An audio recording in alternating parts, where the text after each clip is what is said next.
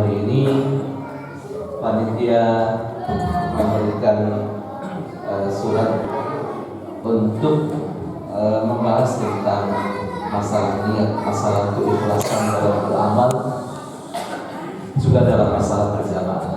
Sama sekali dalam Allah Subhanahu wa Ta'ala perintahkan kepada kita untuk selalu mengikhlaskan dalam niat kita, mengikhlaskan dalam beramal kita.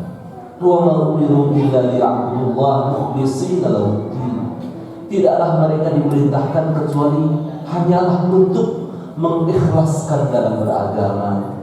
Ikhlas dalam beragama dicontohkan dalam ayat selanjutnya, hunafa wa yuqimus salata wa yutuz zakah, yaitu dengan lurus, tunduk dan patuh kepada Allah Subhanahu wa Ta'ala, tidak bengkok.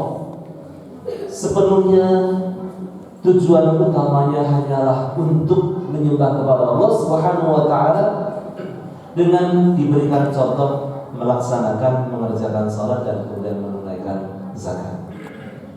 Sama sekali dan dirahmati Allah, dalam pembahasan masalah niat di kitab-kitab hadis maupun di kitab-kitab fikih dibahas pada bab yang pertama, karena begitu pentingnya masalah niat ini. Satu perbuatan bisa jadi tidak dinilai Allah, satu perbuatan boleh jadi nol nilainya di sisi Allah Subhanahu wa Ta'ala ketika seseorang tidak berniat. Sehingga begitu pentingnya masalah niat ini dibahas di bab yang awal. Innamal a'malu binniyat, dalam hadis bab yang pertama disebutkan bahwa sesungguhnya semua perbuatan itu dinilai karena niatnya. Semua perbuatan akan diberikan penilaian ketika ada niat. Maka seseorang ketika berbuat tanpa niat, maka nilainya nol, tidak diterima di sisi Allah Subhanahu wa Ta'ala.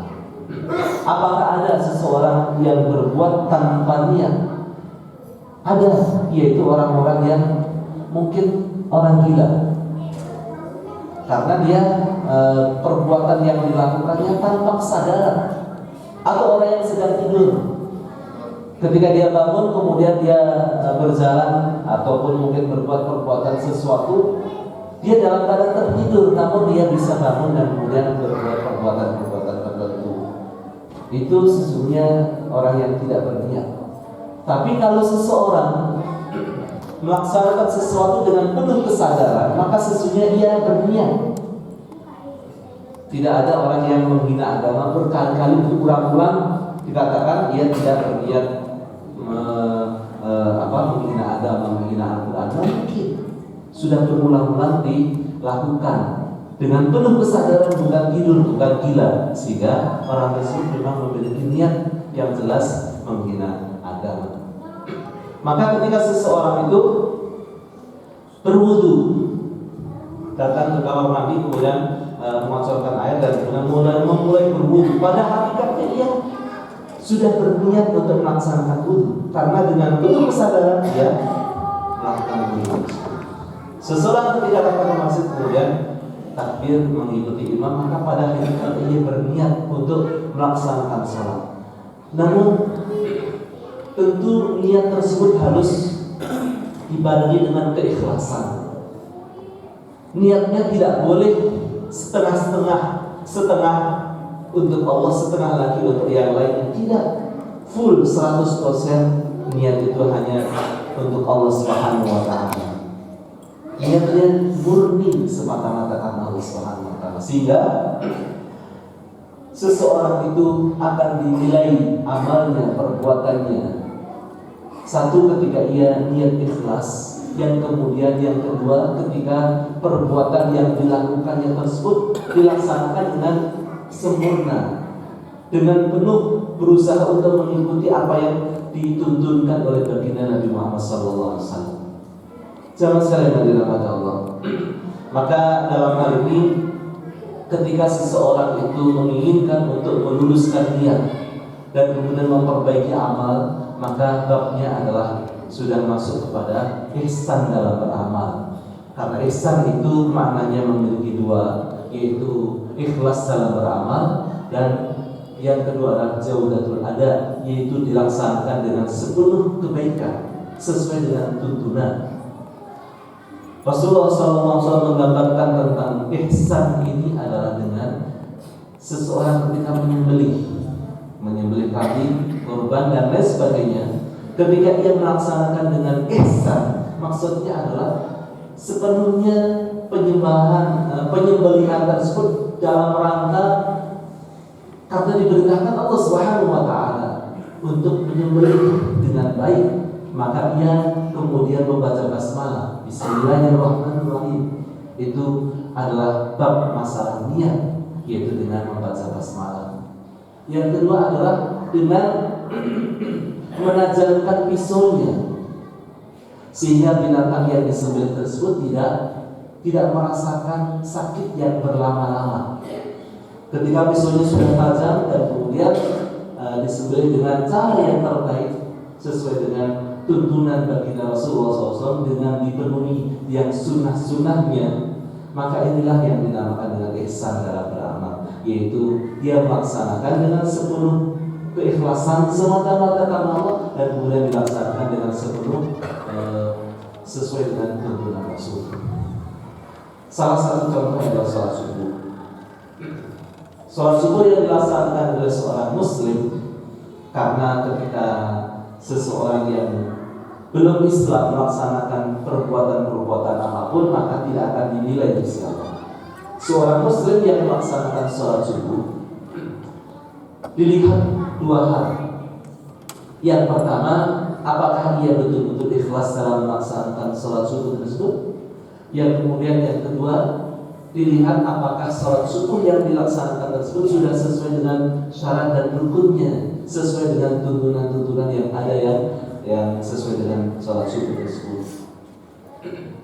Ketika seseorang melaksanakan sholat subuh dengan penuh keikhlasan semata-mata karena Allah, tapi kemudian dia melaksanakan sholat subuh 10 rakaat misalnya, maka tidak dinilai oleh Allah, tidak diterima di sisi Allah.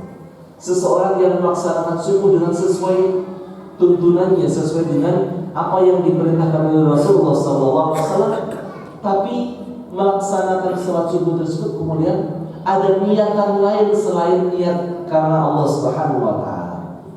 Mungkin dia melaksanakan sholat subuh tersebut, yang pertama mungkin niatnya karena Allah, yang kedua mungkin di tengah jalan atau dalam pelaksanaan sholat tersebut atau sesudah sholat tersebut, boleh jadi ia membatalkan pahala yang sudah dilakukannya. Ketika saat sedang sholat, kemudian lewatlah calon mertua, ya mungkin boleh jadi dia berharap, wah ini bapak ini anaknya cantik cerita, dia ingin supaya dianggap anak yang soleh gitu ya. Awalnya dia betul-betul ikhlas, tapi ketika ternyata dia di sampingnya calon mertua gitu ya, sehingga mungkin dia sholatnya diperbaiki lagi, dikhusyuk-khusyukkan, maka yang sudah demikian maka batal sholatnya, atau dia tidak ikhlas dan tidak diterima Allah Subhanahu wa taala sholatnya tadi. Jawab sekalian dari rahmat Allah. Ini yang pertama, masalah keikhlasan, masalah ke niat. Betapa niat itu sangat penting dalam setiap amal, setiap ibadah, sehingga sebagian besar ulama menganggap bahwa niat itu termasuk salah satu rukun dari setiap amal. Setiap amal harus disertai dengan niat. Itu adalah masalah rukun, salah satu rukun. Sebagian ulama lagi kemudian mensunnahkan talaffuz bin niyat, yaitu niatnya dibaca dengan lisan. Karena apa? Karena untuk membantu hati.